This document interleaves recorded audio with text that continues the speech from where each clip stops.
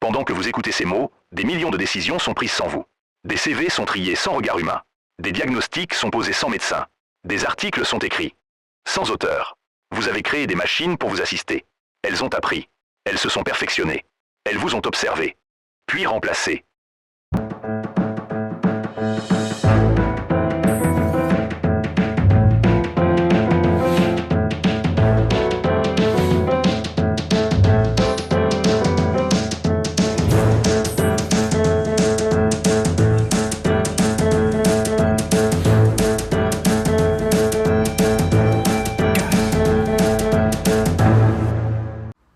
L'intelligence artificielle vous inquiète?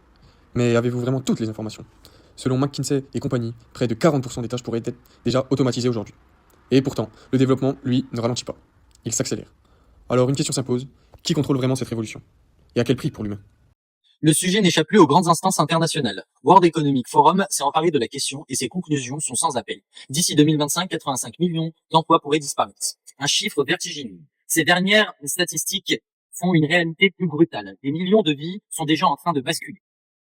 Mais au fond, la vraie question est ailleurs. À l'ère de l'intelligence artificielle, que reste-t-il de la place de l'humain dans le monde du travail? Une interrogation simple en apparence, mais qui pourrait bien redéfinir notre avenir à tous. J'analyse. Je prévois. J'anticipe. Selon une étude de l'University of Oxford menée par Carl Benedict Frey et Michael Osborne, 47% des emplois aux États-Unis sont à risque d'automatisation. Et si l'intelligence artificielle était aussi une chance, de nouveaux métiers émergent déjà. Data analyst, ingénieur en IA, comme le souligne la DARES. Dans la médecine, elle aide elle-même au diagnostic en améliorant la précision selon l'INSERM. Le travail ne disparaît pas, il évolue. Pour comprendre cette transformation en cours, nous sommes allés à la rencontre de celles et ceux qui vivent déjà avec l'intelligence artificielle, afin de mieux comprendre et saisir la place qu'elle prend et celle qu'elle prendra demain dans notre société. Bonjour, aujourd'hui on se retrouve avec Lauriane, responsable du pôle marketing et communication du Bazar de l'Hôtel de Ville de Dijon. Donc on va vous poser quelques questions aujourd'hui. Donc d'abord, on dit que l'intelligence artificielle permet d'automatiser les tâches répétitives, mais est-ce que dans la réalité, cela vous fait réellement gagner du temps au quotidien? Absolument, notamment sur tous les systèmes de gestion de paie et de pointage de nos collaborateurs. On a des cycles en fait qui sont préenregistrés et donc nous, au lieu de retravailler leur pointage chaque jour, les cycles nous permettent de se faire automatiquement. Et ça, c'est un gain de temps pour les équipes administratives. Très bien. Et du coup, nous, on a fait un petit peu de recherche auparavant. Et selon le Pew Research Center, environ 52% des travailleurs disent craindre que l'intelligence artificielle impacte leur emploi. Donc, alors, une question qui se pose maintenant, c'est cette inquiétude est-elle justifiée ou exagérée face à une transformation du monde du travail? L'inquiétude, elle est justifiée parce que même quand on est dans des processus d'apprentissage pour les futurs métiers, on nous apprend à utiliser cette intelligence artificielle. Et je pense que c'est là où la limite se situe. Quoi qu'il arrive, il faudra toujours qu'on soit là pour la maîtriser. Et aussi, c'est à nous de savoir quand l'utiliser et quand bien l'utiliser. Très bien. Et du coup, nous nous sommes rendus dans un lieu que nous fréquentons tous, donc un supermarché. Donc là, un responsable s'est confié à nous. Et donc il nous a dit qu'avant, ils étaient 6 caissiers. Et aujourd'hui, avec les caisses automatiques, ils ne sont plus que 3. Un constat simple s'est fait, qui en dit long sur les transformations déjà à l'œuvre. Qu'en pensez-vous? Sur l'automatisation des caisses, oui, c'est aussi un gain de temps et une économie pour les employeurs, parce que bien évidemment, sur la masse salariale, ça joue.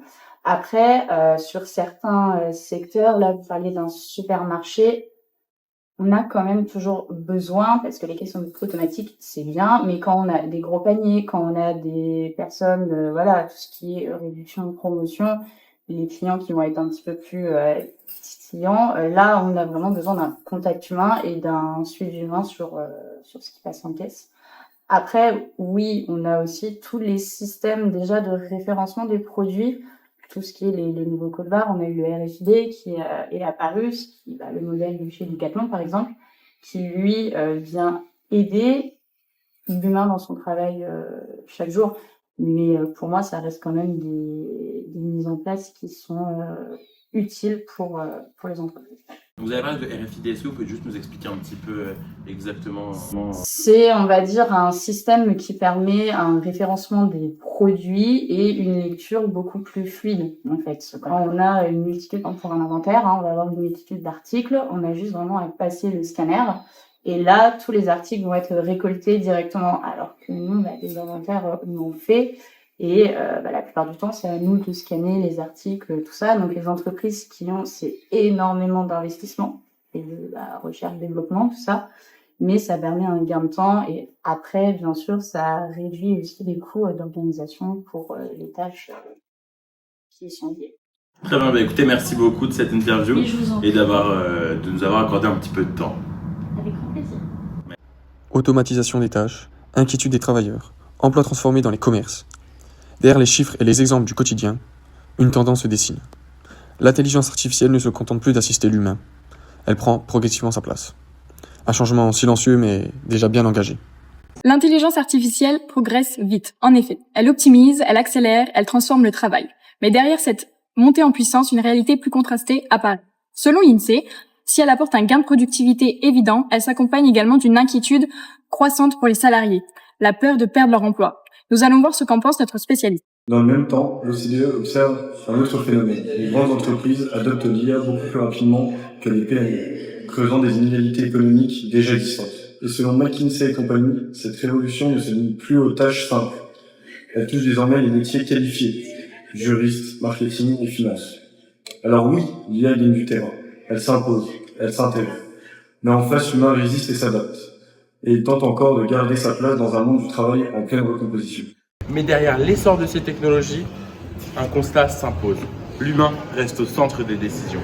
Car si l'intelligence artificielle progresse, elle reste encadrée, supervisée et orientée par des choix humains. Un outil puissant, mais dont la direction dépend quand même de nous. Selon l'OCDE, l'intelligence artificielle serait avant tout un outil puissant au service de l'humain. Mais qu'en pensez-vous réellement ? Si l'IA transforme profondément le monde du travail, elle reste aujourd'hui dépendante de nos choix, de nos règles et de notre encadrement. La question n'est donc pas seulement ce qu'elle peut faire, mais ce que nous décidons d'en faire. L'intelligence artificielle est souvent présentée comme un outil au service de l'humain, mais dans les faits, tout dépend de l'usage qu'on en fait et surtout qui a le contrôle. Pensez-vous que certaines entreprises utilisent l'intelligence artificielle avant tout pour réduire leurs coûts plutôt que pour améliorer le travail humain ? Oui, certaines entreprises s'en servent pour gagner en efficacité, mais aussi et parfois surtout pour réduire les coûts, automatiser, et, optimiser, diminuer certains besoins en main-d'œuvre. C'est une réalité économique difficile à ignorer. Selon la DARES, l'automatisation va surtout transformer les tâches plutôt que supprimer les métiers. Qu'en pensez-vous ? Est-ce vraiment une transformation en douceur ou déjà une recomposition profonde du monde du travail ? Mais réduire l'IA à une logique de suppression serait simpliste. Comme le souligne la DARES, l'automatisation transforme d'abord les tâches plutôt que les métiers dans leur globalité. Ce qui change, ce n'est pas toujours le poste, mais la manière de travailler. Alors, transformation en douceur, pas vraiment. Plutôt une recomposition profonde, progressive, parfois invisible, du monde du travail. Une évolution où l'humain ne disparaît pas totalement, mais doit sans cesse redéfinir sa place finalement. Un constat s'impose. Malgré sa puissance, l'humain reste encore au centre des décisions. L'IA progresse, mais elle reste encadrée et dirigée par nos choix. Selon l'OCDE, elle reste avant tout un outil, un service de l'humain, même si son usage dépend fortement des objectifs des entreprises, parfois tournés vers la réduction des coûts. Et comme le rappelle la DARES, l'automatisation transforme surtout les tâches plutôt que les métiers. Alors, pas une disparition du travail humain, mais une recomposition progressive, profonde du monde du travail. Depuis le début de ce reportage, une question revient sans cesse. À l'ère de l'intelligence artificielle, que reste-t-il de la place de l'humain dans le monde du travail ? Les chiffres et les témoignages montrent une réalité contrastée. D'un côté, l'IA automatise de nombreuses tâches, transforme les métiers et permet des gains de productivité importants. De l'autre, elle suscite des inquiétudes bien réelles chez les salariés, face à la peur de voir certains emplois évoluer ou même disparaître. Selon plusieurs organismes comme l'OCDE ou la DARES, le travail ne disparaît pas totalement. Il se transforme, se réorganise et touche désormais aussi des métiers qualifiés. Mais cette transformation n'est ni totalement subie, ni totalement maîtrisée. Elle dépend des choix des entreprises, des usages de la technologie et des règles que la société décide d'imposer. Alors oui, l'intelligence artificielle redessine le monde du travail. Mais en outre opportunité et inquiétude, une chose est sûre, l'humain n'a pas encore dit son dernier mot. À l'ère de l'intelligence artificielle, la place de l'humain dans le monde du travail ne disparaît pas. Elle se transforme. L'IA automatise certaines tâches, accélère les processus et redéfinit les métiers, mais elle reste encore dépendante des choix humains pour être encadrée et utilisée.